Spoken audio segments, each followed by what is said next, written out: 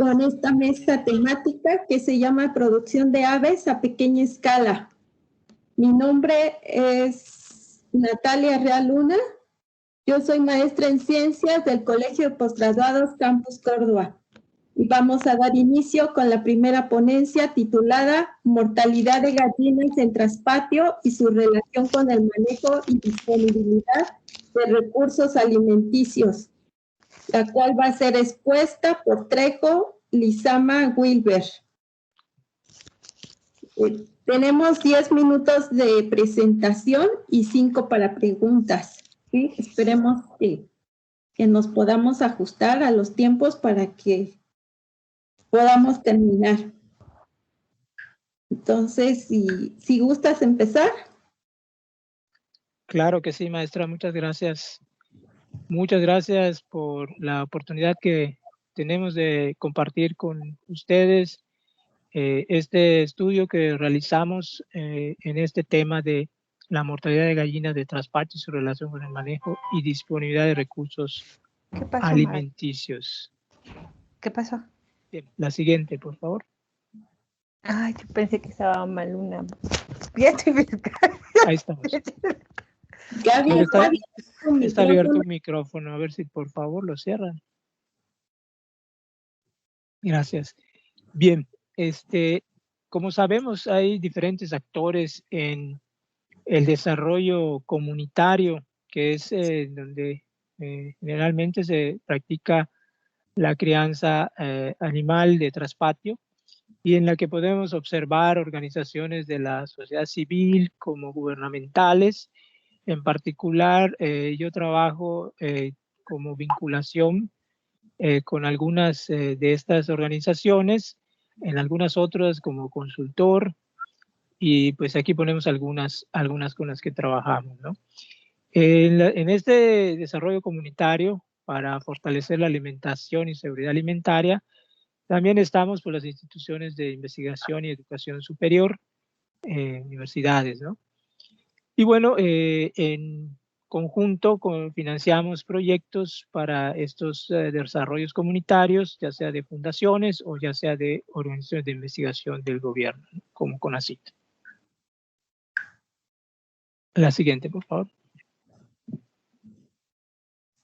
Bien, lo que vamos a presentar se realizó en el marco de un proyecto de desarrollo comunitario en donde se reportó la mortalidad de gallinas y se solicitó realizar un estudio para determinar las causas, ¿no? Lo que consistió ese proyecto, o una parte de ese proyecto, fue la entrega por parte del coordinador del proyecto y del responsable técnico de animales, y quienes realizaron las recomendaciones técnicas del manejo. Y nuestro objetivo fue el diagnóstico y tratamiento de esas gallinas afectadas en 2 comunidades del estado de Yucatán. La siguiente, por favor.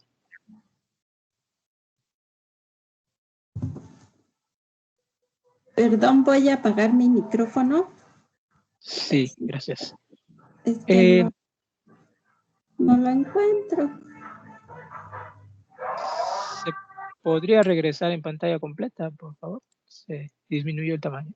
Ahora estoy yo. Bueno, les voy platicando mientras regresa a la pantalla completa. El estudio consistió en recabar información a nivel de campo con los productores participantes de estas comunidades de menos de 100 habitantes, ¿no? En el que el componente de la crianza animal, como las gallinas, representa una estrategia para fortalecer la alimentación y seguridad alimentaria. Una de esas organizaciones civiles entregaron 15 gallinas a cada productor de las líneas Barrett, Plymouth Rock, Amarok y de Rhode Island rojas, ¿no? Se realizaban visitas a los productores para recabar información, se realizó una revisión e inspección de animales afectados y se llevaron algunos animales, 2 animales para su necropsia, que estaban afectados, se llevaron vivos. La siguiente, por favor. Que estaban con las condiciones de mortalidad que se estaban reportando, ¿no? En lo que se encontró a la necropsia fueron edema y congestión pulmonar severo, difuso, bronconeumonía catarral moderada, zonal, ventriculitis erosiva ulcerativa, multifocal, lesiones respiratorias de origen bacteriano y lesiones del sistema musculoesquelético, sobre todo flacidez de hueso y pico, cosa que en lo personal no había yo visto en mi práctica profesional, solo en los libros referidos, ¿no? También se observó huesos de esternón desviado y ausencia de musculatura, ¿no? Estas lesiones son asociadas a deficiencias de alimento y de algunos macrominerales como calcio y fósforo en la dieta. La siguiente, por favor. Además, se encontraba enteritis catarral, lesiones digestivas parasitarias, endoparásitos en el ilion de las aves afectadas, compatibles con Heterakis. Además, se identificó un cesto de la raíz lietina. La siguiente, por favor. Bien, los datos.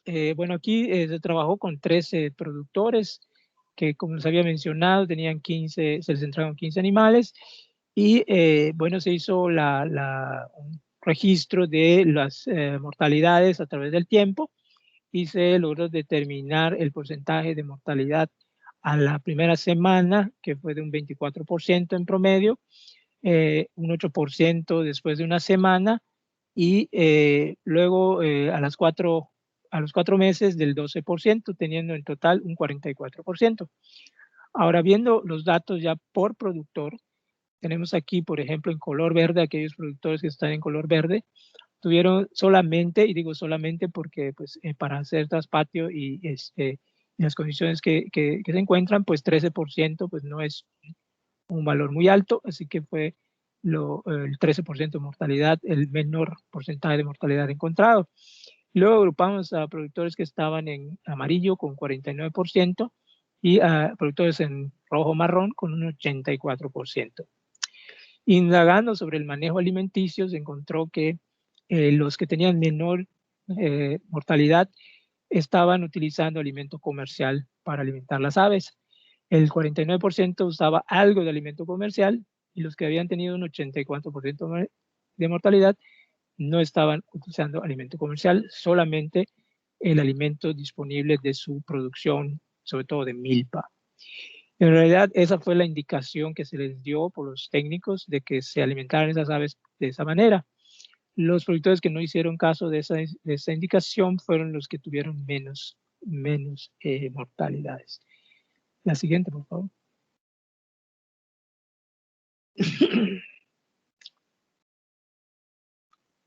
Bien, aquí podemos ver dos imágenes que del lado derecho superior a gallinas en buen estado, esos productores que no tuvieron bajas mortalidades con alimento comercial están con gallinas en buen estado, ¿verdad? Y del otro lado pues tenemos a gallinas en mal estado, con menor talla y con formación del grupo de productores con la alta mortalidad. Los riesgos, pues estaba que continúen las mortalidades, que la producción de huevos se vea severamente afectada y bueno, el desánimo de los productores. La siguiente, por favor.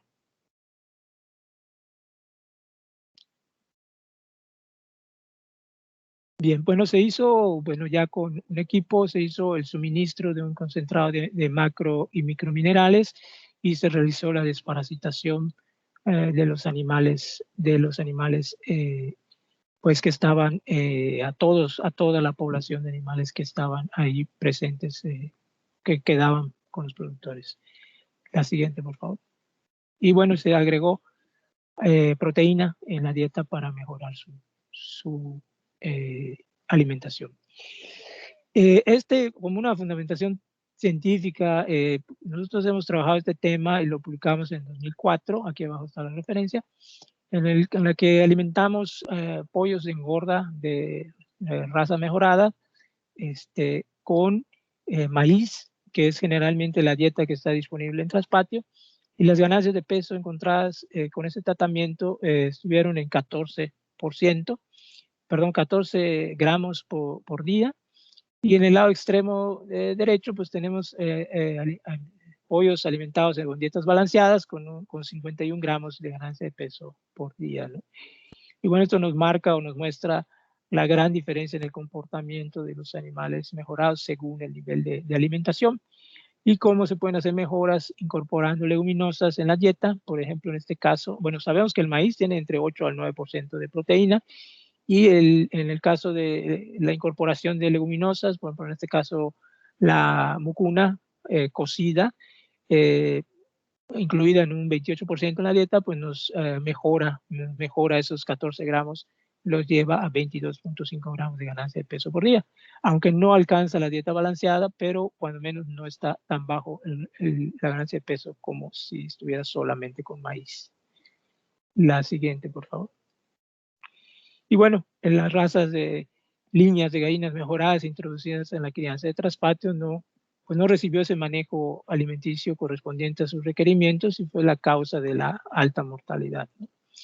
Y pues aquí se requiere mejor capacitación a coordinadores y técnicos de proyectos que trabajan en el mejoramiento de la alimentación y la seguridad alimentaria para evitar errores en el diseño y ejecución de proyectos comunitarios. Muchas gracias, sería todo.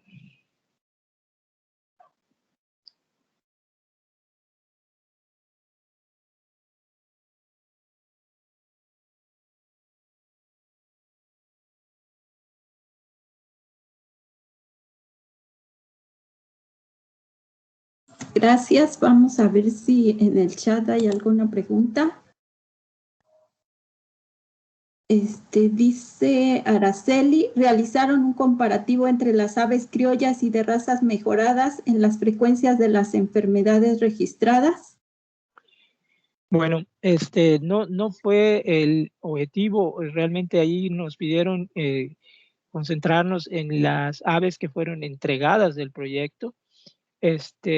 Sí observamos aves criollas en campo, en buen estado y sin mortalidades.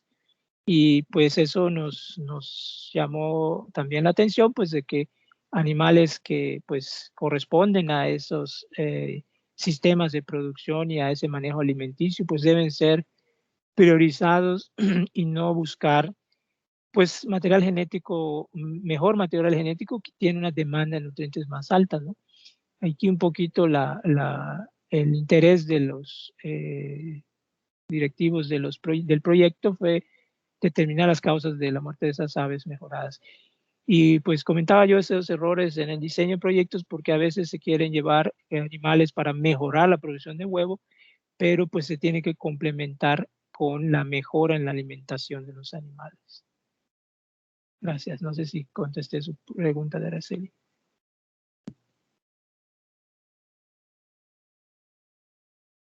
Otra pregunta. ¿Cada grupo era diferente?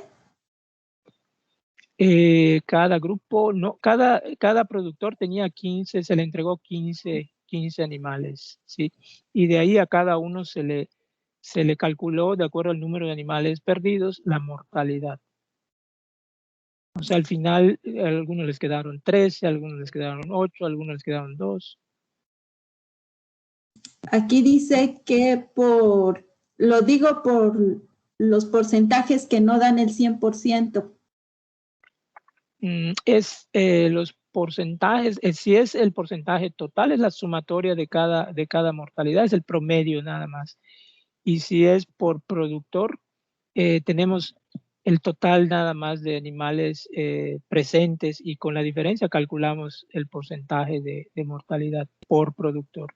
Y de ahí el promedio de cada uno, de cada grupo. Tenemos una última.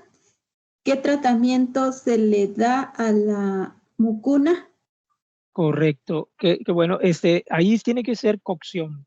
La mucuna tiene que ser cocida porque ahí tiene unos factores antinutricionales, la mucuna, inhibidores de proteasa, que son termolábiles y se pueden eliminar fácilmente con 30 minutos de cocción, utilizando 2 litros de agua por 1 kilogramo de mucuna. No la vayan a dar, no se recomienda darla ni cruda ni con otro tratamiento. Por ejemplo, nosotros probamos remojada, ahí en la tabla teníamos otros 2 tratamientos, pero las pérdidas la ganancia de peso fueron severamente disminuidas, incluso mucho menos que lo que da el maíz. Es decir, tenían ganancias de 1 gramo, 2 gramos cuando se incluye la mucuna cruda o remojada. Solamente se obtienen ganancias mejores a las de maíz cuando se hace la cocción de la manera que comenté. Gracias por la pregunta. Sí, Muchas gracias. Pasamos a la siguiente ponencia. No sé si esté presente Velázquez Silvestre María Gisela. Buenas tardes. Buenas tardes. Sí, aquí me encuentro, doctora. Sí, puedes compartir tu pantalla. Okay.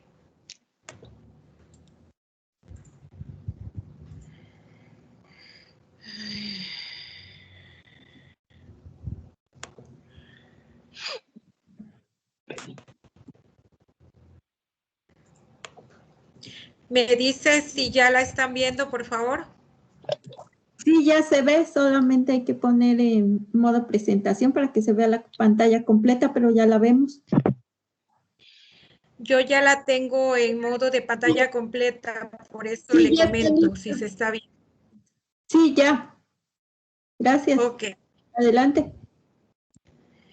Buenas tardes, soy la maestra María Gisela Velázquez Silvestre.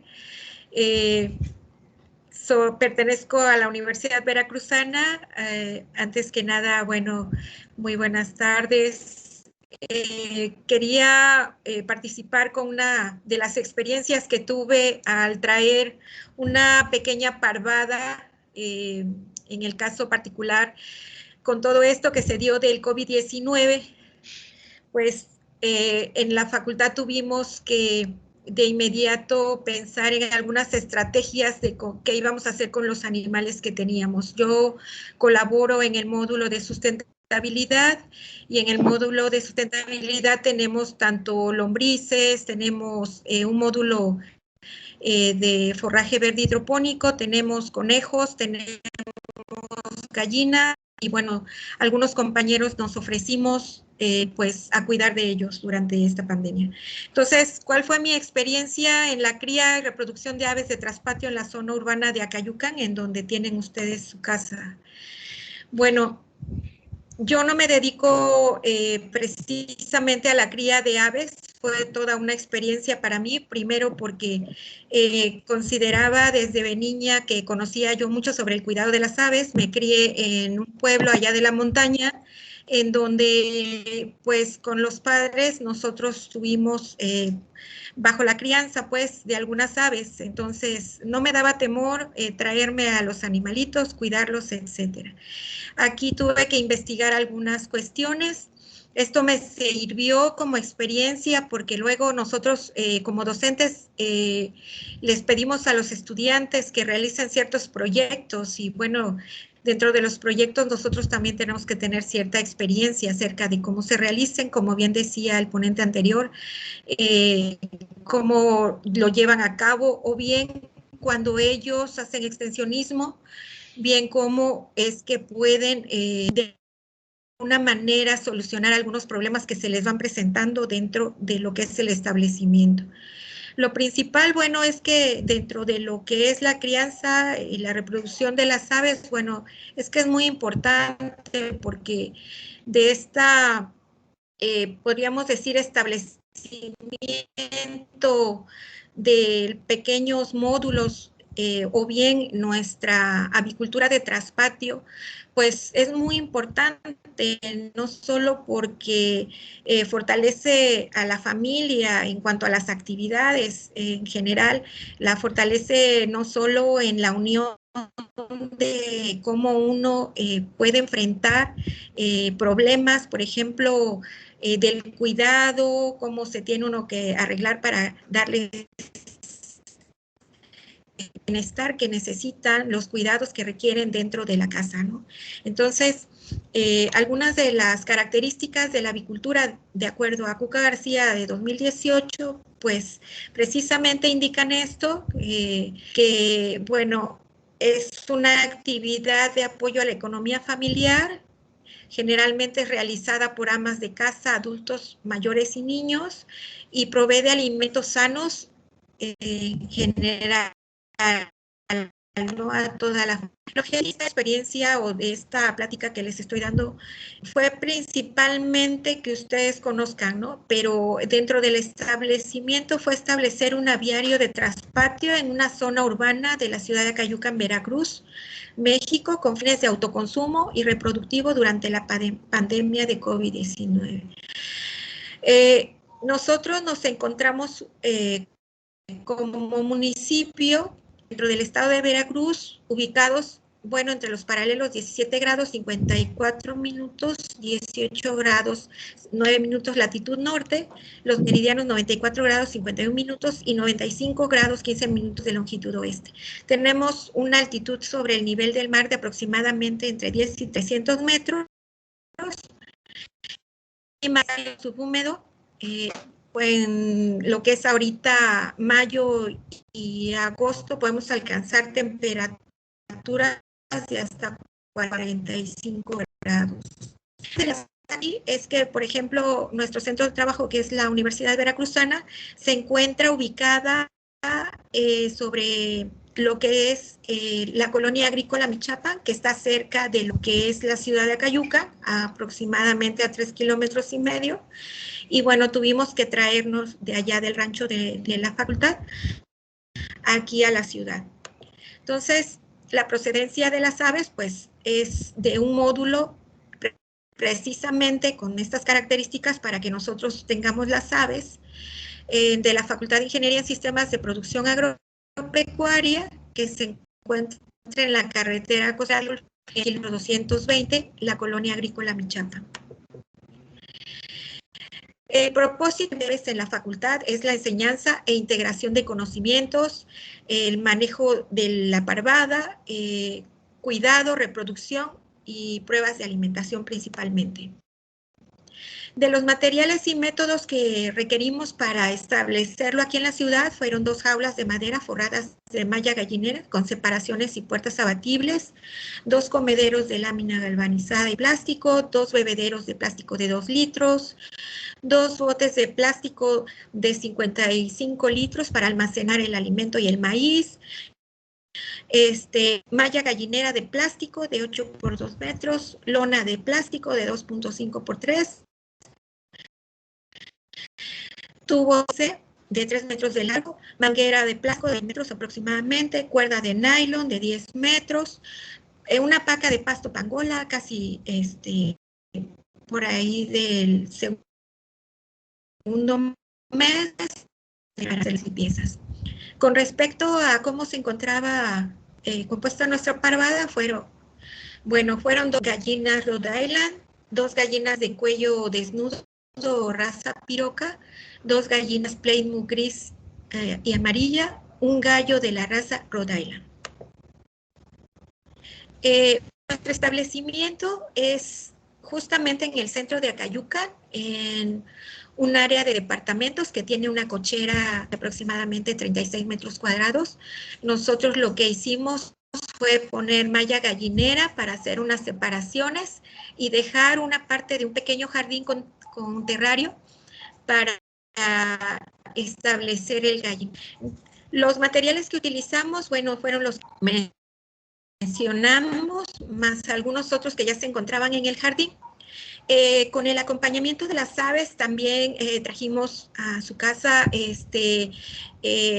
8 conejos, 4 hembras y 4 machos de comer a ambos y cuidados a ambos durante todo el establecimiento.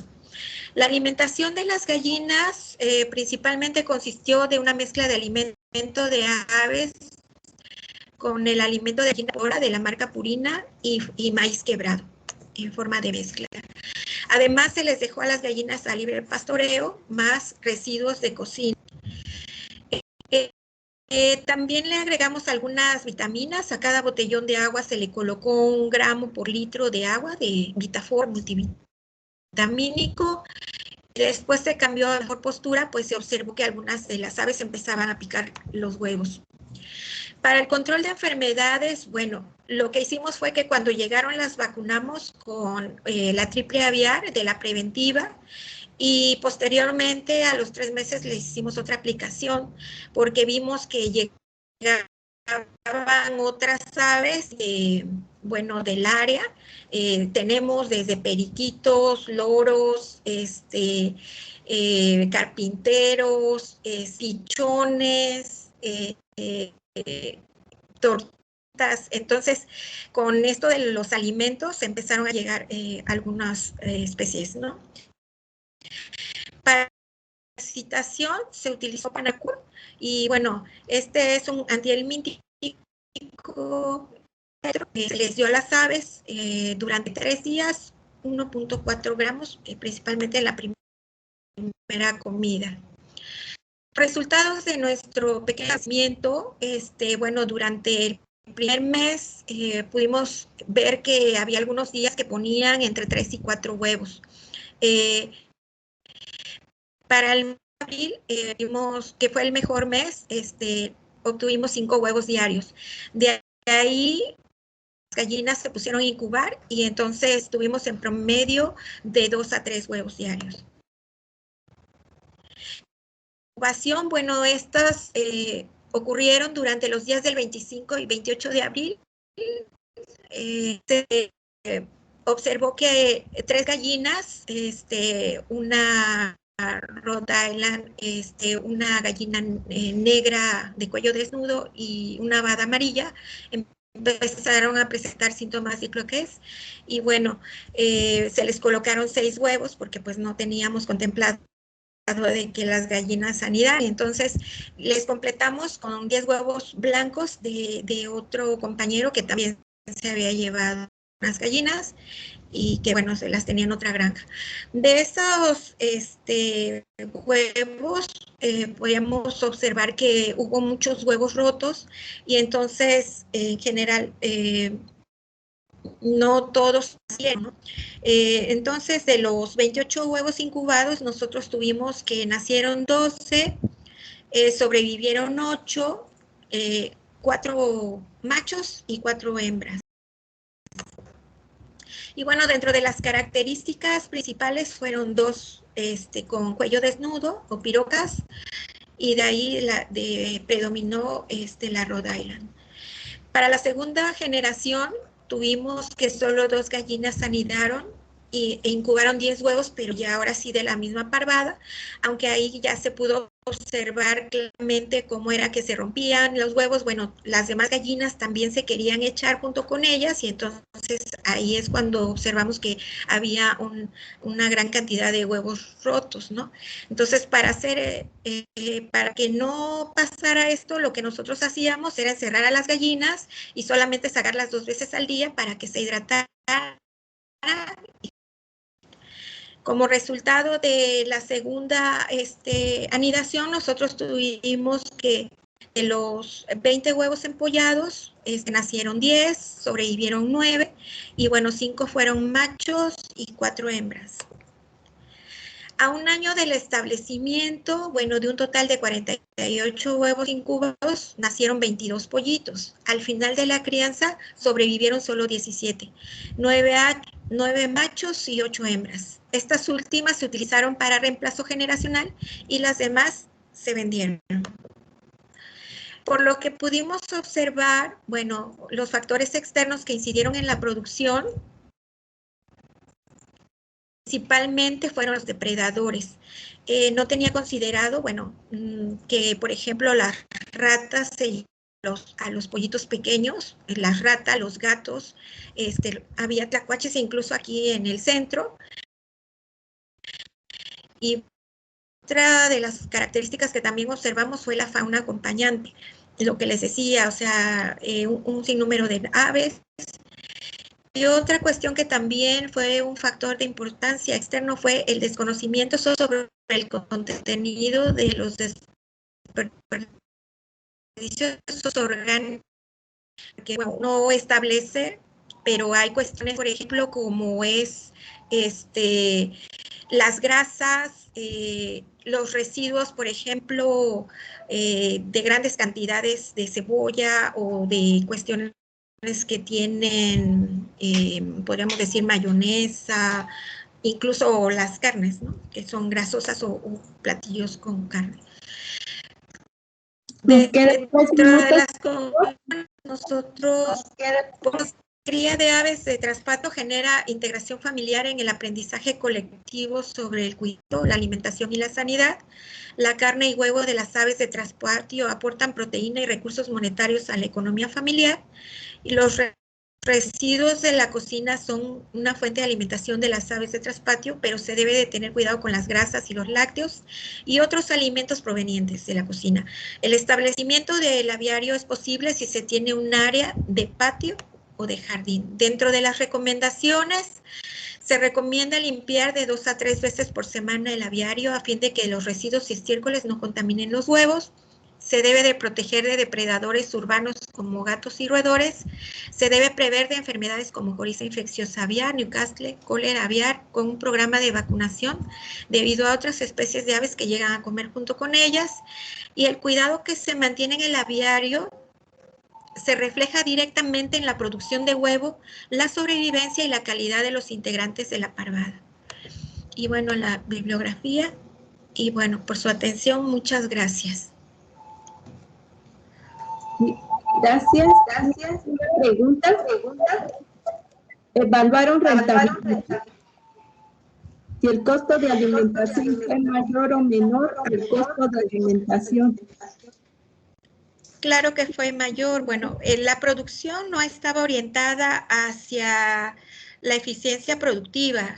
Recordemos que, bueno, con lo de la pandemia, principalmente nosotros lo que queríamos, el objetivo principal era el mantenimiento de las aves, porque las aves, en este caso particular, pues eran parte de lo que era la parvada original, que estaba acostumbrada, por ejemplo, a comer forraje en la facultad, forraje verde hidropónico y maíz quebrado, casi muy poco alimento realmente. Entonces, sí.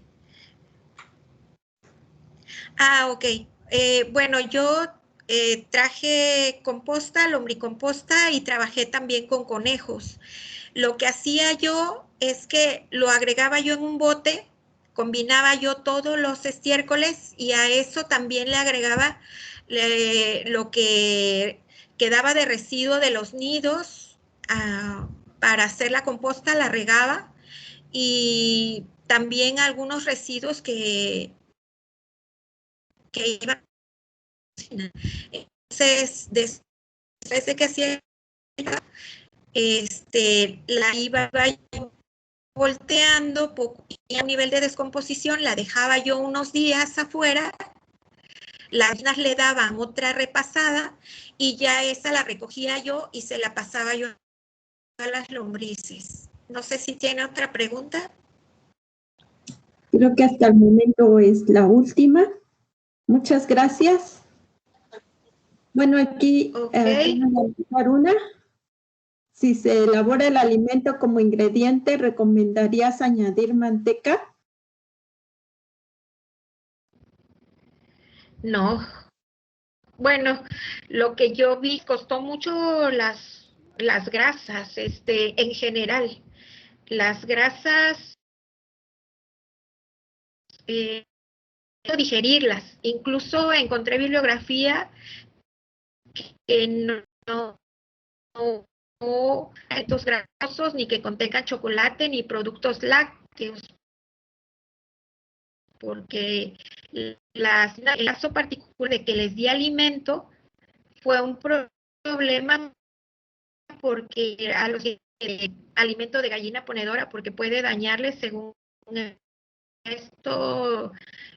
Era subir un poco más el alimentador para que no alcanzaran los pollitos. Ya después, más tarde, lo que sí les vamos a comer era separado para que no tuviéramos esos problemas. ¿Alguna otra pregunta? No, serían todas. Muchas gracias. Pasamos a la siguiente ponencia. No sé si esté presente Riaño Avendaño.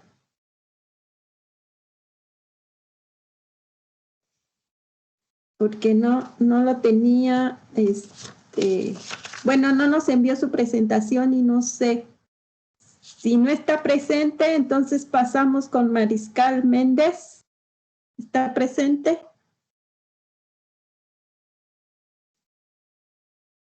Buenas tardes. Sí, buenas tardes. Yo soy. Mariscal Méndez. Sí. ¿Sí? Sí. Comparto mi pantalla, permítame. Sí, por favor.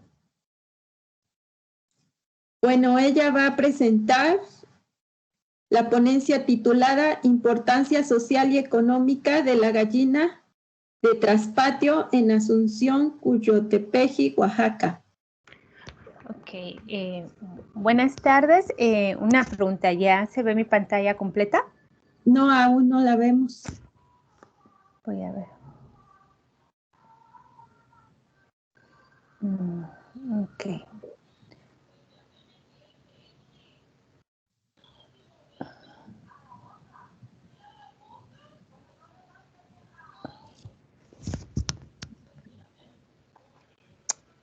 ¿Ya la ven? Ya. Ok, buenas tardes. Antes que nada, gracias por la presentación. Mi nombre es Araceli Mariscal Méndez y bueno, me voy a permitir presentar el trabajo Importancia Social y Económica de la Gallina de Traspatio en Asunción, Cuyotepeji, Oaxaca. En representación del grupo de trabajo, nosotros somos de la Universidad Autónoma Benito Juárez de Oaxaca, la Facultad de Medicina Veterinaria y del Cuerpo Académico en Producción Animal. El grupo o el equipo de trabajo está integrado por el doctor Teodulo Salinas Ríos, Jorge Hernández Bautista, Rodríguez Magada Néctor y bueno, la tesista Barragán Cervantes. Entonces, en este momento me permitiré iniciar con el trabajo. Son 10 minutos, ¿verdad? Me voy a ajustar el tiempo. Sí, por favor.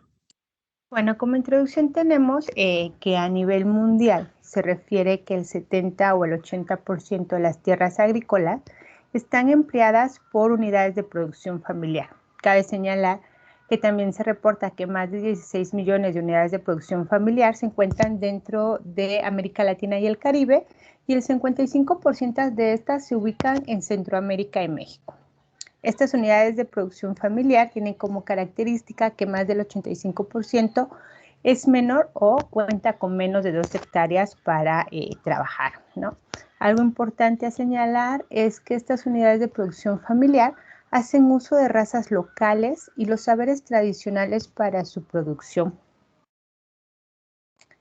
Es importante resaltar que una parte importante de las zonas rurales en México hace uso del traspatio, siendo en este sentido una oportunidad económica y también parte de su seguridad alimentaria y su reproducción social en territorio rural. En este sentido, en estas unidades de producción familiar, algo que es característico o se observa a frecuencia son las aves de traspatio, dada la adaptación, el manejo sencillo y también la poca inversión que se realiza para la crianza de estos animales. Sin embargo, estas aves constituyen una de las principales fuentes de alimentación para aquella población o para las zonas rurales, dada la alta calidad nutritiva y también el bajo costo que ellos emplean para la crianza de estos animales.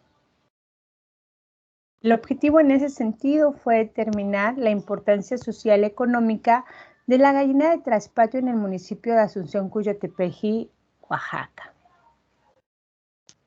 Nosotros aplicamos una metodología de tipo transversal con un corte en el tiempo, en el cual este corte del tiempo fue de enero a marzo del 2020. Aplicamos una encuesta a través de un instrumento o un cuestionario semiestructurado en el cual incluía variables de carácter sociodemográfico, económico y productivo de la unidad de producción familiar. El tamaño de muestra que ocupamos fueron 79 unidades de producción familiar y la información se analizó mediante estadística descriptiva.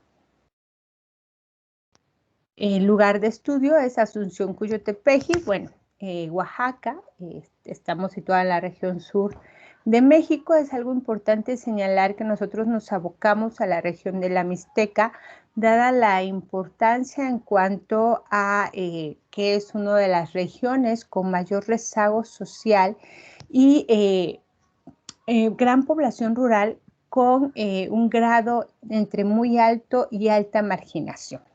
Nos abocamos al distrito de Huajuapan, que es uno de los distritos más importantes de la región de la Mixteca, y de manera principal en Asunción Coyotepec, que es un municipio que está en una transición urbano-rural, dada la cercanía con la cabecera municipal, bueno, con el distrito y la cabecera municipal de Huajuapan de León, y que todavía tiene, si bien está en una transición urbana, hay gran parte todavía de zonas rurales o de población rural.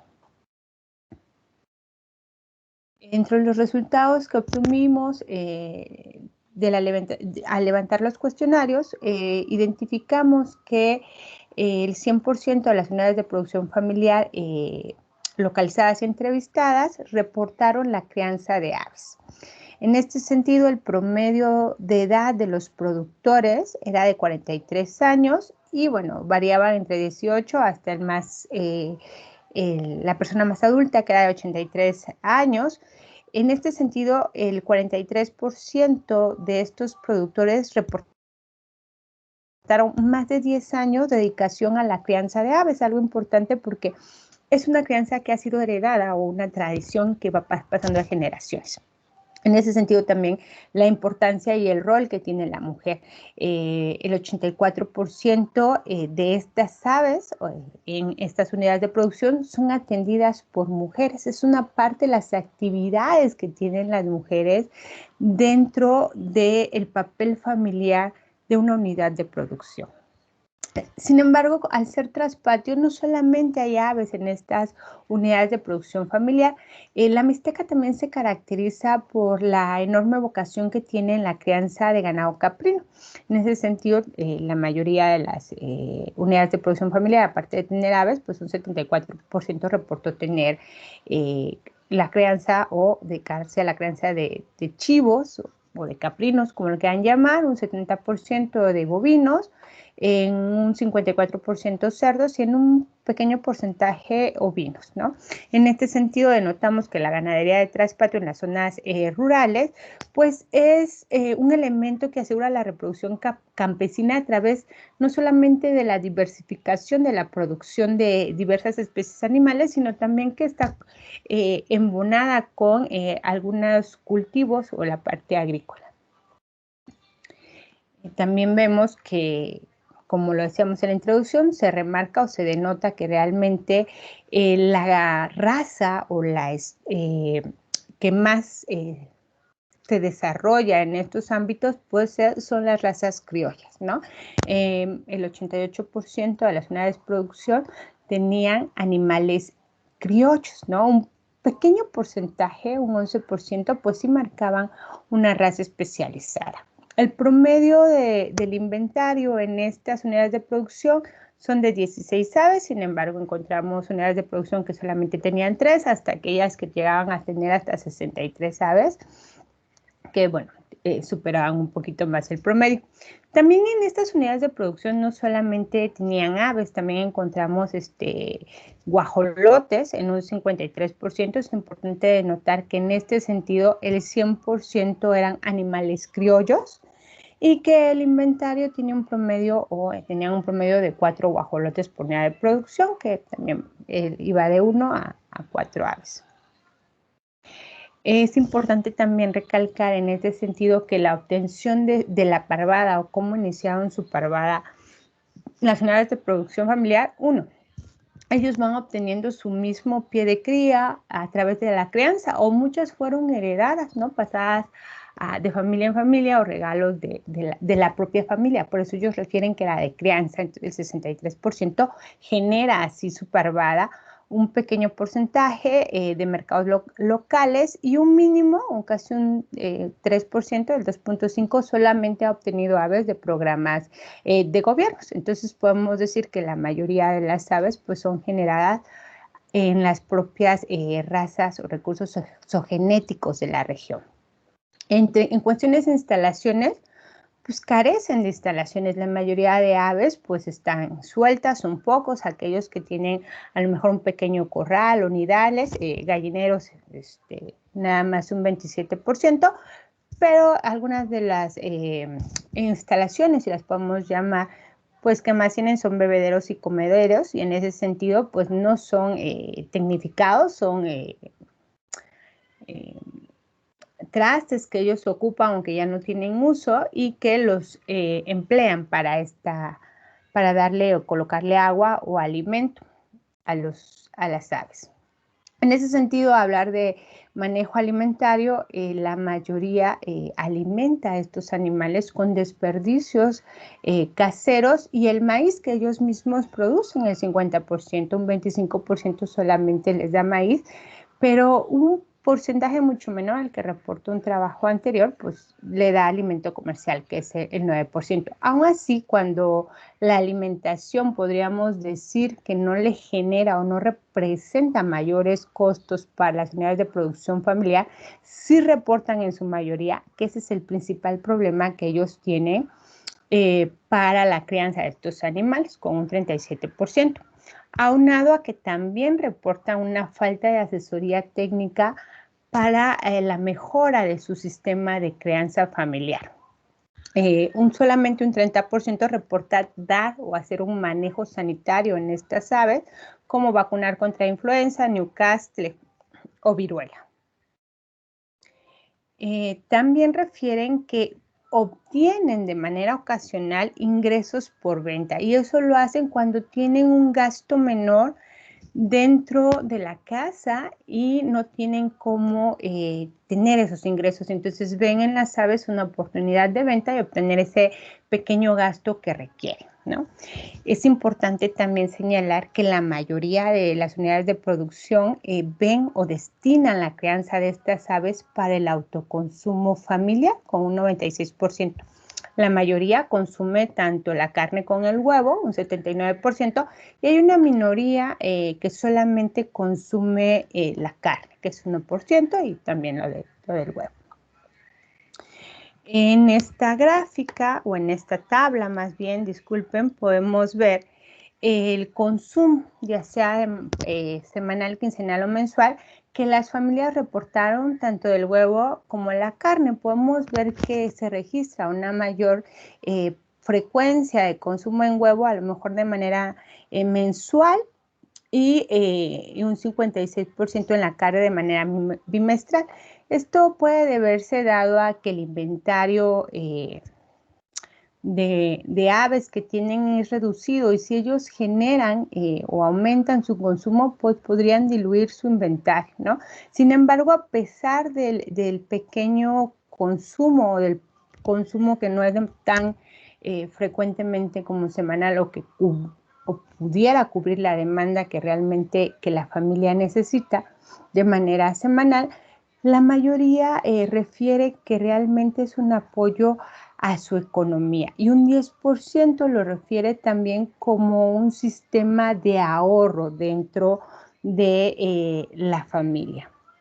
Podemos decir en este sentido que el sistema de crianza de aves en Asunción Cuyotepeji pues es un componente de los traspatios, pero no solamente es parte del sistema, sino también es parte de la estrategia que tienen como familia a través de un sistema de producción tradicional, dada la mínima inversión que requieren para obtener productos y subproductos para su propia reproducción social y la replicación de sus saberes, ¿no? Y esta actividad es importante porque culturalmente es un rol social adjudicado al género femenino. También en esta replicación de saberes hacen uso de sus recursos zoogenéticos locales, obteniendo un valor alto en proteína para su autoconsumo y abonando de cierta manera a su seguridad alimentaria y, por qué no decirlo, también a su soberanía alimentaria. Con esto termino, les doy gracias. Es algunas de las fotografías de cómo son los sistemas de crianza en lugar de estudio. No sé si tengan alguna pregunta, con gusto la está. Estimada, muchísimas gracias. En el chat vemos una pregunta que dice, mencionas gallinas criollas, ¿cuáles serán las características de estas? Okay. Son diversas, hay plumajes de diversos colores, hay unas que son muy pequeñas, no tienen las mismas características que una raza, como luego las vemos, ¿no? Las blancas, que luego las diferenciamos, que son las que llevaban los paquetes de gobierno, ¿no? Las gallinas de plumaje blanco, grandes, robustas.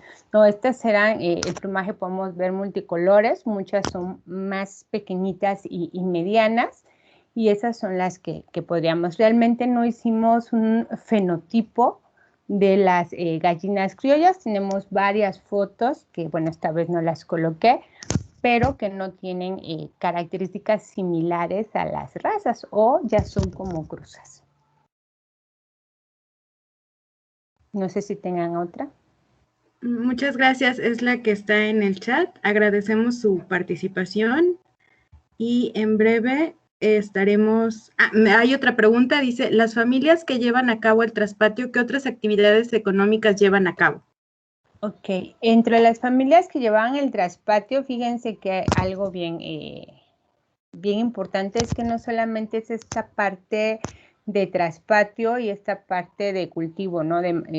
Identificamos cultivos, pues obviamente de maíz, de frijol, de tomate, de calabaza. Sin embargo, también muchos de estas familias de traspatio ya están diversificando, ¿no? Encontramos dentro de las actividades en los hombres la parte de ser peones o albañiles, y en la parte de las personas más jóvenes de la familia, de la integración familiar, dependientes, ¿no? Esto yo lo refiero más a la cercanía que tienen ya con Guajuapan, que es un municipio un poquito más grande y que muchos se movilizan a tener un trabajo más que nada de servicios, ¿no? Son los que podemos ver.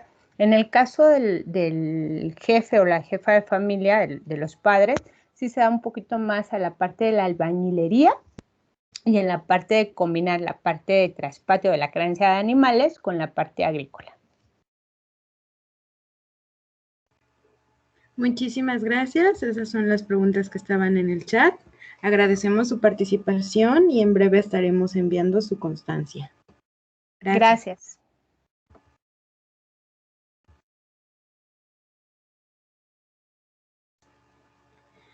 Preguntamos si se encuentra por ahí Ivonne Pérez Bautista, quien presenta el siguiente trabajo de eficacia in vitro de extractos y aceite esencial de pasote de zorrillo.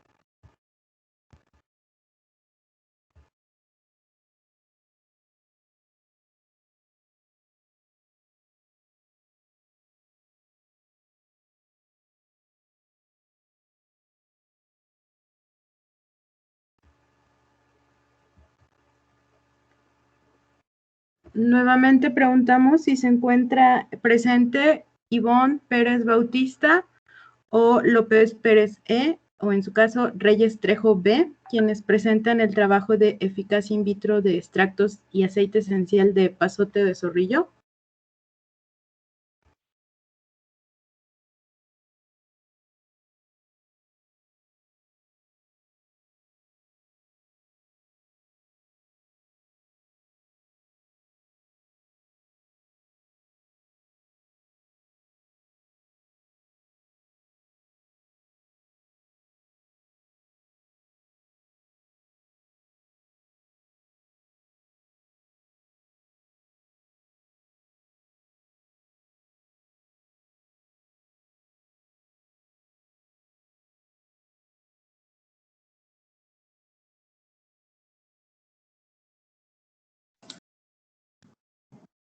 Bueno, si no damos paso al que sigue, inclusión de forraje en la dieta de gallinas.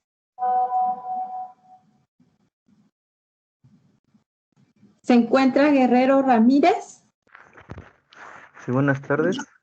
Sí, ¿puedes compartir por favor tu pantalla? Se las mandé, no sé si les haya llegado. No, no la tengo. Ok, solo que no tiene el logo de editada No con el importa. logo del Congreso. Sí, no importa. Ah, ok. Está bien, ahorita comparto. Sí, por favor.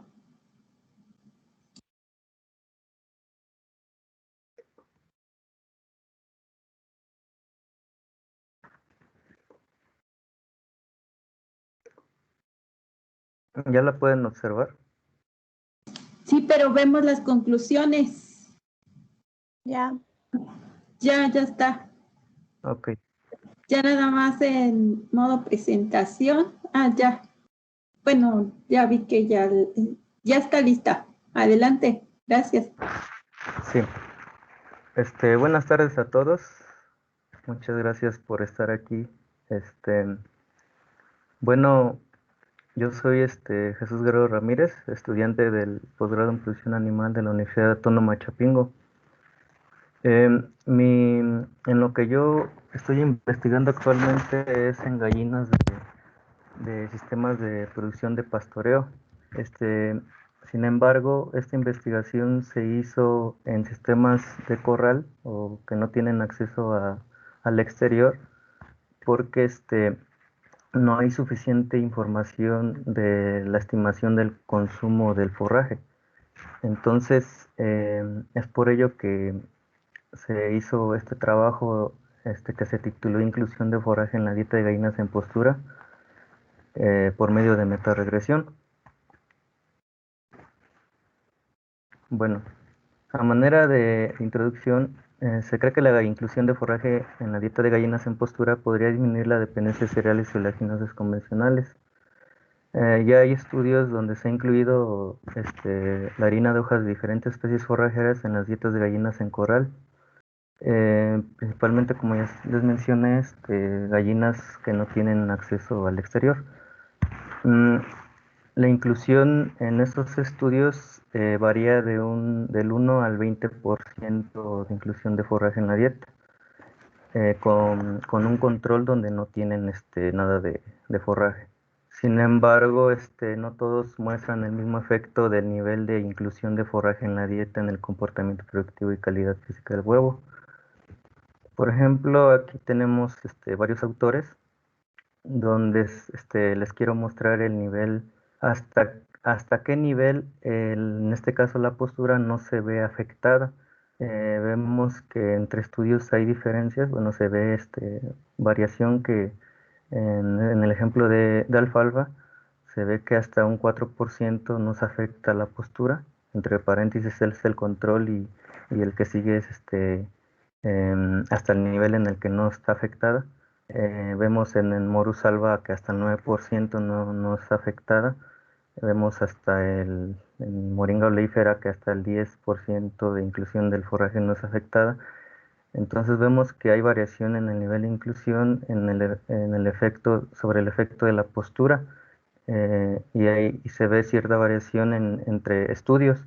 Si nos vamos a ver dentro de estudio, también vemos diferencias, ¿no?, numéricas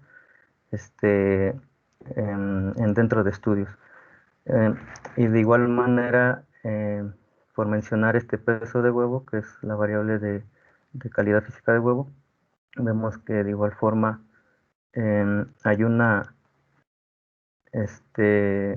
no se afecta el peso de huevo hasta un nivel de 10% en el caso de Moringa oleífera, y en otro caso en Moringa alba, perdón, Morus, hasta un 15%, en otro estudio con Morus alba, hasta 10%. Entonces, una característica de la metaregresión en modelos mixtos es que es permisible o se permite la variación entre estudios y dentro de estudios. Por eso, una metaregresión podría ayudar a identificar el efecto global de la inclusión de forraje en la dieta de gallinas en postura, considerando en el modelo el intercepto aleatorio para cada estudio. Por ello, el objetivo de este estudio fue evaluar el efecto de la inclusión de forraje en la dieta de gallinas de postura en el comportamiento productivo y calidad de huevo mediante metaregresión, para ajustar modelos donde se considere el intercepto como efecto aleatorio, el intercepto de estudio. La metodología Bueno, se buscaron artículos de revistas científicas donde se midió el efecto del nivel de inclusión de forraje en la dieta, sobre el comportamiento productivo y la calidad del huevo, calidad física del huevo. Las especies que se utilizaron en esos estudios varió entre Moringa oleifera, Medicago sativa, Leucena leucocéfala, Morus alba y Titonia diversifolia. Para la selección de los artículos se tomó como criterio principal la inclusión de forraje en la dieta.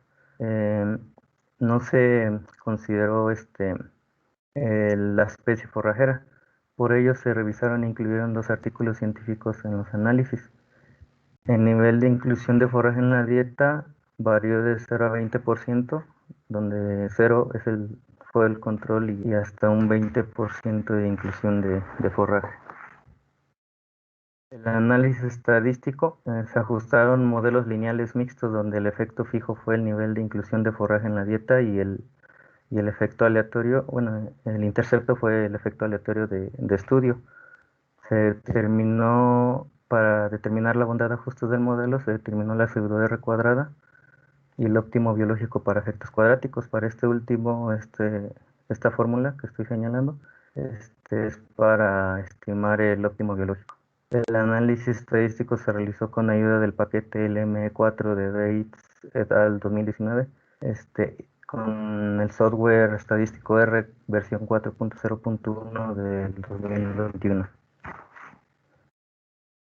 Las variables respuesta de comportamiento productivo y calidad de huevos se muestran en este cuadro, donde se coloca la referencia o estudio, de cada autor, de donde se extrajo cada variable. Esto se especifica con más claridad en el extenso. Entonces, en las memorias ya ahí lo van a encontrar más detallado. Los modelos estadísticos, el primero corresponde a un efecto lineal y el segundo al efecto cuadrático. Y es la variable de respuesta, beta 0 es coeficiente del intercepto, beta 1 el coeficiente de regresión del efecto lineal, X es el 10º nivel del nivel de porcentaje de forraje de inclusión en la dieta, y sigma es el efecto aleatorio, el intercepto aleatorio de estudio. Aquí la única diferencia es que tiene el efecto cuadrático en el modelo. Bueno, como resultados, en cuanto a comportamiento productivo, en el porcentaje de postura observamos la gráfica del modelo ajustado mixto del intercepto aleatorio para cada estudio del estudio. Podemos observar que el modelo se ajustó a un efecto cuadrático para porcentaje de postura con una P pues, altamente significativa y una R cuadrada de 0.96. Aquí se hizo el cálculo del óptimo biológico, que fue de 1.04%, es decir, que la porcentaje de postura, el óptima postura en porcentaje se da a un nivel de inclusión de 1.04% de forraje en la dieta. Aquí, para masa de huevo, se puede observar también que fue un efecto cuadrático altamente significativo, con una R cuadrada de 0.96. Aquí ligeramente el óptimo biológico, donde la masa de huevo es la mejor, la óptima, fue de 1.16% de inclusión de forraje en la dieta. Bueno, aquí para saber cuál es la masa de huevo, pues nada más sustituimos en porcentaje de forraje el óptimo biológico y vamos a obtener la masa de huevo, al igual que el anterior, el modelo anterior. Aquí observamos la conversión alimenticia. Tuvo un ajuste lineal.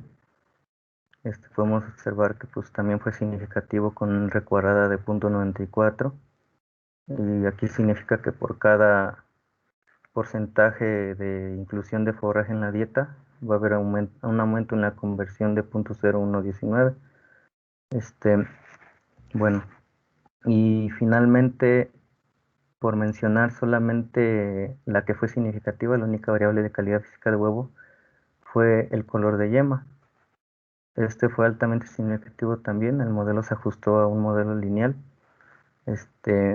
lo que significa que por cada incremento porcentual, cada punto porcentual en la inclusión de forraje en la dieta, hubo un aumento de 0.2561 unidades en la escala de Roche, que para este modelo. Entonces, les recuerdo, esta es la gráfica del modelo ajustado, un modelo mixto, con intercepto aleatorio de estudio, de cada estudio. Entonces, como conclusiones, la postura y masa de huevo no fueron afectadas hasta un óptimo biológico entre 1 y 1,16% de inclusión de forraje en la dieta de gallinas en postura. Estas gallinas en postura, les recuerdo que son gallinas en corral, no tienen acceso al exterior. El color de la yema mejoró al aumentar el nivel de inclusión de forraje en la dieta. El peso de huevo, las unidades Hauck y grosor de cascarón, aunque no se mencionaron aquí ya que no fueron significativas, no son afectados por el nivel de inclusión de forraje en la dieta. Entonces, como comentario adicional, pues hace falta hacer más investigación en la inclusión de forraje en la dieta de gallinas en postura, principalmente en sistemas donde las gallinas tienen oportunidad de seleccionar forraje en el exterior o gallinas que están en libre pastoreo. Entonces esa sería mi presentación. Si hay alguna duda, comentario o pregunta, muchas gracias. Sí, muchas gracias. Aquí tenemos un comentario del doctor Rufino Díaz Cervantes. Dice, excelente trabajo. Una pregunta, ¿el porcentaje de inclusión es de forraje en base seca o base húmeda? Sí, es en base tal cual como se ofrece, o sea, en base húmeda.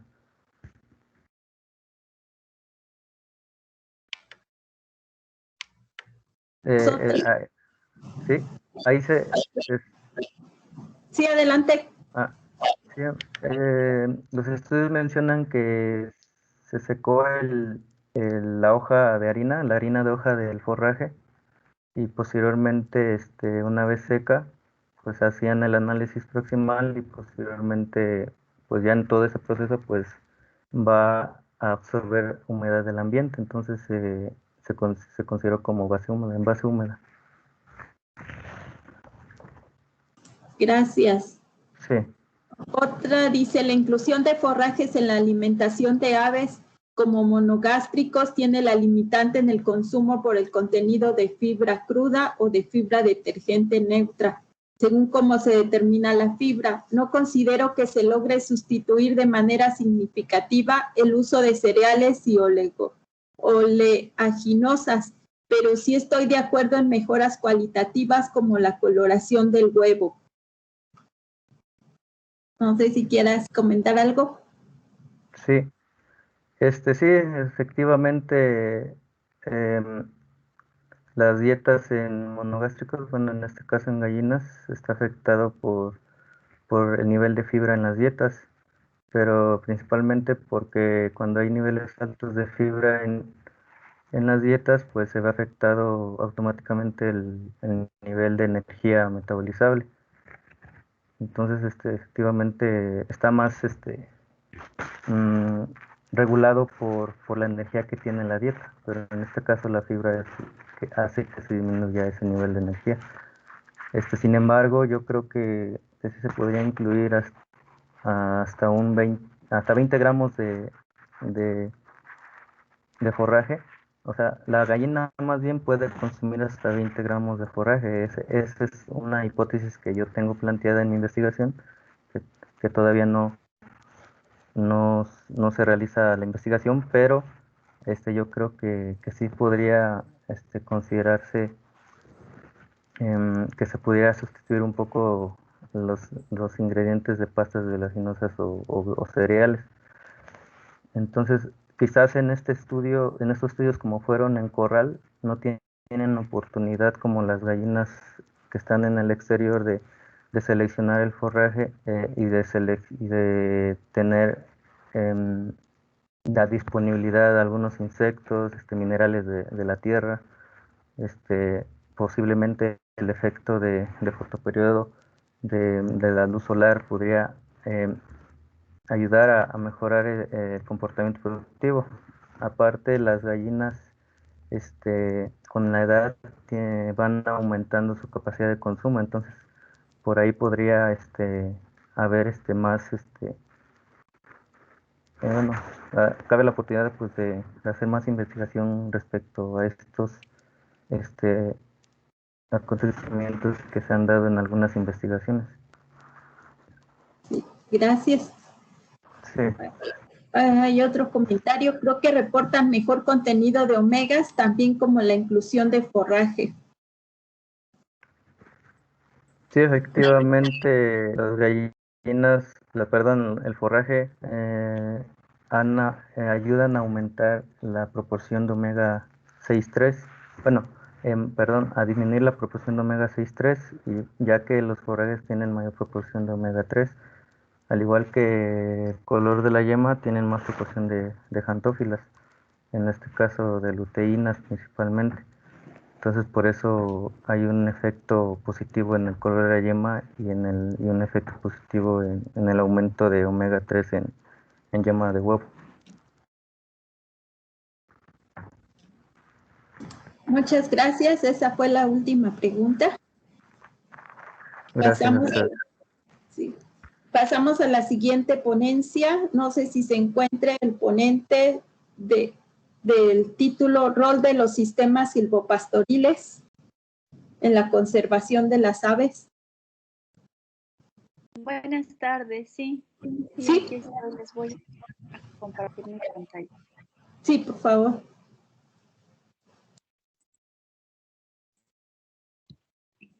Me avisan cuando ya la puedan ver, por favor. Sí, ya se visualiza. Ok. Solamente. Todavía no sí. la veo en presentación de pantalla completa. Ok. La voy a compartir de otra forma porque yo ya la veía.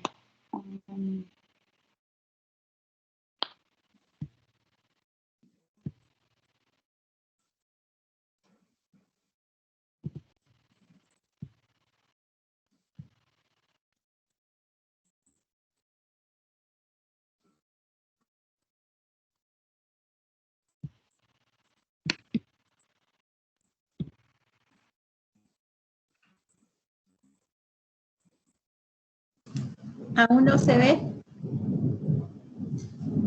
Ya la vemos, pero no está en pantalla completa.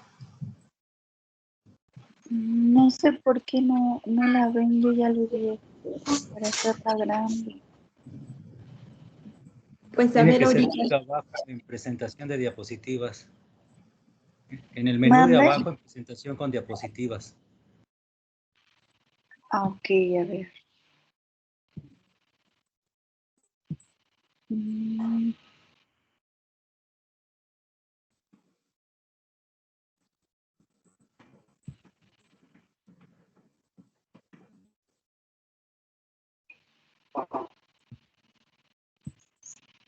Ahora sí ya la ven en pantalla completa.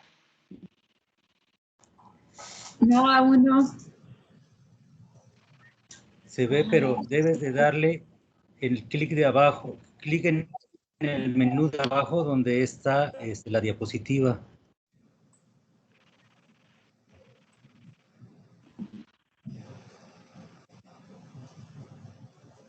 De donde está marcado es el último, donde aparece la pantalla antes del símbolo de menos.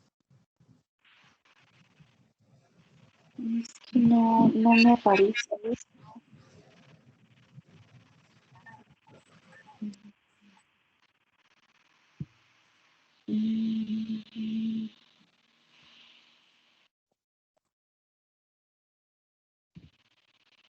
A ver, la voy a intentar subir mejor porque no me deja.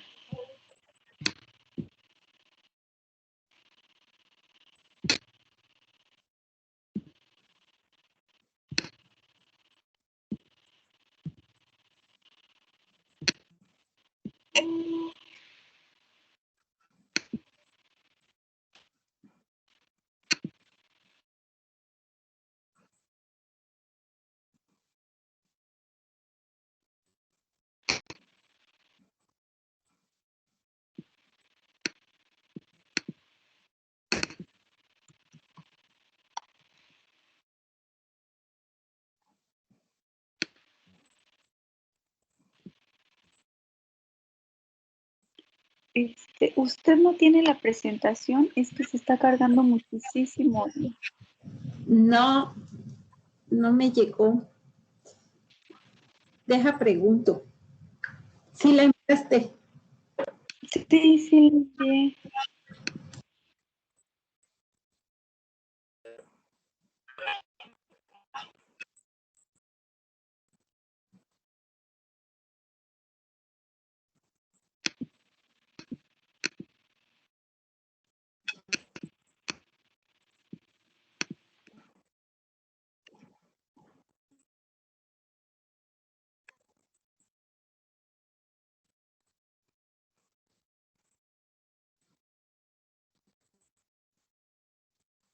Si no, a ver así, solamente que la hagas más grande.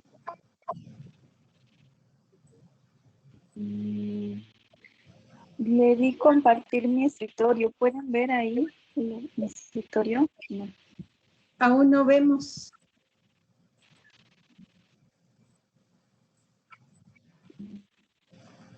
Porque sí estaba presentándose, pero lo que no veía era la pantalla completa.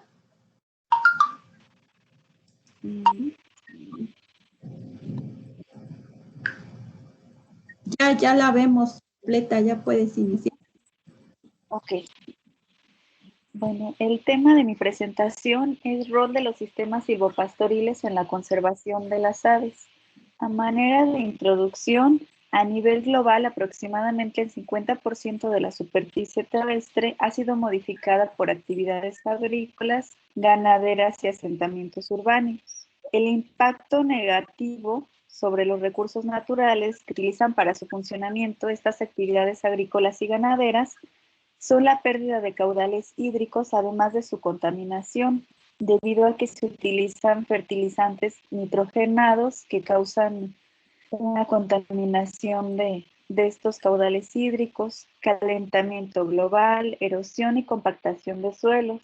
Todo esto causa una transformación del hábitat natural, ocasionando una pérdida de biodiversidad. Lo que tratamos de buscar es una conservación de la biodiversidad dentro de estas matrices productivas, porque debido a la creciente demanda de la población no podemos dejar de producir o producir bajo otros enfoques, sino debemos de encontrar un sistema que nos ayude a producir más, contaminando menos, causando una menor pérdida del hábitat natural, de la biodiversidad, de caudales hídricos, etc.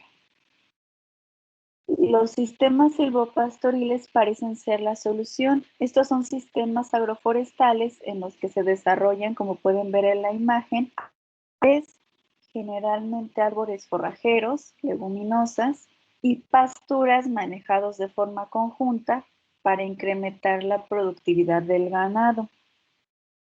La siembra de estos árboles y arbustos contribuye a restablecer el hábitat y permite una conexión entre ecosistemas, aumentando la movilidad de especies silvestres e incrementando la biodiversidad. Las aves han sido ampliamente utilizadas para medir otros componentes de la biodiversidad como la vegetación, insectos, mamíferos, etc., porque son muy fáciles de identificar debido a sus coloridos, a los cantos, más que otro tipo de especies como los mamíferos que tenemos que utilizar cámaras trampa y capturar a las especies, ¿no? Entonces las aves son un componente clave para ver cómo está el estado o los ecosistemas. Podemos ver en la imagen del lado derecho tenemos un bosque con una alta cobertura arbórea y del lado izquierdo está un hábitat deforestado. En la imagen de abajo, como ejemplo, puse para el lado derecho, hay una amplia diversidad de aves que son las que habitan casi siempre en los bosques.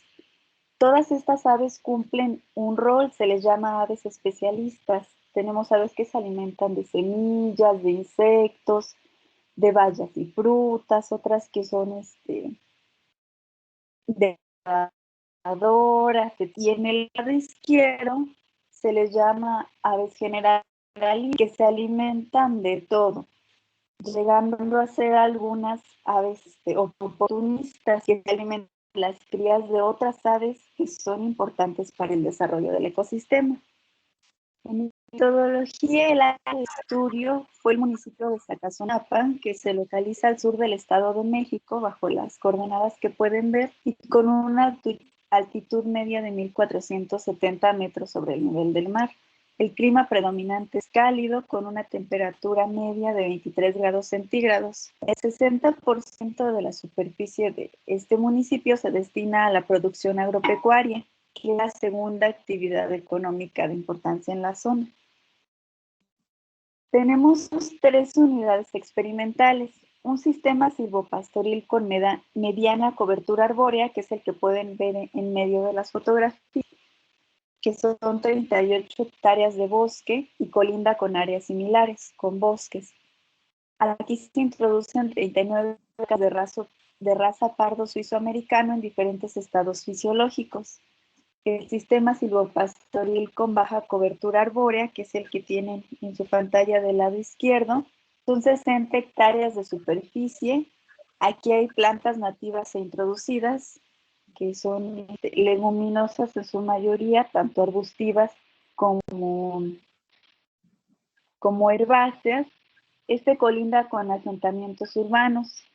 Tienen 23 vacas y 2 sementales, igualmente de la raza pardo suizo-americana en diferentes estados fisiológicos. Y una zona de aislamiento con alta cobertura arbórea, que es la que ven del lado derecho de su pantalla. Son 10 hectáreas de bosque sin acceso de ganado, que es la que actuó como control en nuestro trabajo. En cada potrero realizamos avistamientos una vez al mes, de febrero de 2020 a noviembre de 2020. Para el registro de datos utilizamos el método de puntos de conteo de radio fijo propuesto por Ralph en 1996, en donde pusimos 20 puntos de conteo de cada sistema a una distancia aproximada de 200 metros entre punto y punto. Contamos todas las aves vistas u oídas en un radio de 25 metros. Estos muestreos los realizamos de las 6 a las 10 y de las 4 de la tarde al anochecer, con intervalos de 20 minutos en cada punto. Es decir, permanecimos en cada punto 20 minutos para contar las aves. Se utilizaron las horas porque son las horas de mayor actividad de las aves, cuando el sol no está tan fuerte, llegan a alimentarse y a realizar diversas actividades. Para las observaciones utilizamos binoculares de 10x40 y cámara con lente de 70 a 300 milímetros. Para la identificación de las aves recurrimos a la guía de campo que tienen en pantalla y el inventario de aves del Estado de México de la zona. En los resultados, en el sistema silvopastoril de baja cobertura arbórea, encontramos 1.264 aves que pertenecen a 39 especies. Tenemos muchas aves, pero una baja diversidad, es decir, todas estas 1.264 pertenecen solamente a 39 especies. Y como pueden ver en el cuadro, la mayoría se alimentan en parvadas grandes. El zacatonero, semilleros, golondrinas, todas estas son especies generalistas que no cumplen un rol específico y son indicativos de un ecosistema fragmentado. En cambio, aquí en el sistema silvopastoril de mediana cobertura arbórea encontramos 911 aves de 88 especies. Aquí hay una mayor diversidad de especies. También tenemos bastantes especies pero ya tenemos también muchas más especies especialistas. Perdón. En la zona de aislamiento encontramos 424 aves pertenecientes a 89 especies, una diversidad parecida al sistema de mediana cobertura arbórea. Pero aquí la mayor parte de las aves son especialistas, es decir, cumplen un rol en en el ecosistema. Y bueno, aquí podemos ver ya en tabla la caracterización. En el sistema de baja cobertura arbórea tenemos un 50% de aves generalistas, en el de mediana cobertura arbórea 20.5 y en la zona de aislamiento que tiene una alta cobertura arbórea 7% nada más.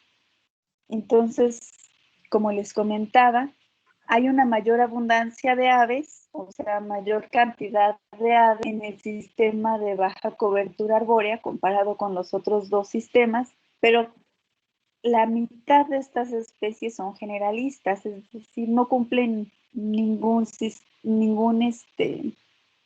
no le aportan nada al ecosistema en donde habitan. Algunas son aves exóticas que impiden la reproducción de aves endémicas o especialistas que sí están cumpliendo un rol en este sistema. La zona de aislamiento tuvo mayor diversidad y una menor abundancia comparada con el sistema de baja cobertura arbórea, pero el 92% de las aves son especialistas. También en este sistema fue mucho más difícil contar las aves porque tiene una alta cobertura arbórea, se pierden entre los árboles. Y a manera de conclusión, los resultados demuestran el potencial que pueden generar algunos sistemas silvopastoriles en la conservación de las aves y otras especies en áreas ganaderas, ya que son una alternativa para lograr un equilibrio entre producción animal y biodiversidad, que como lo vimos, el sistema silvopastoril de mediana cobertura arbórea no es tan diverso como la zona de aislamiento, pero pueden llegar a albergar una gran cantidad de especies siempre y cuando sean bien manejados, donde se creen diversos nichos, es decir, que tengan cuerpos de agua. Son mucho más utilizados por las aves que paisajes agrícolas mucho más tecnificados y mal manejados y con una baja cobertura arbórea. Aquí la cobertura arbórea fue el factor principal para la aparición de las aves. Las aves especialistas tienden a desaparecer y las aves generalistas y oportunistas aparecen. Sería todo. Estimada, muchas gracias. ¿Hay alguna pregunta para la ponente?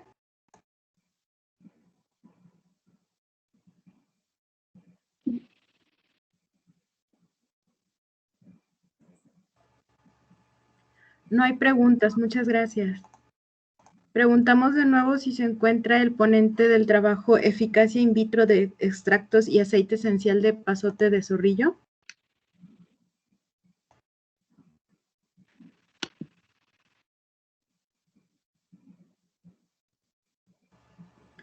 Ok, no se encuentra. Les damos las gracias. Con esto finalizamos esta sala. Recordándoles que el próximo martes, igual a las 5 de la tarde, vamos a tener 3 salas. Esperamos su asistencia y en breve a los ponentes estaremos enviando las constancias. Muchas gracias y buena tarde a todos.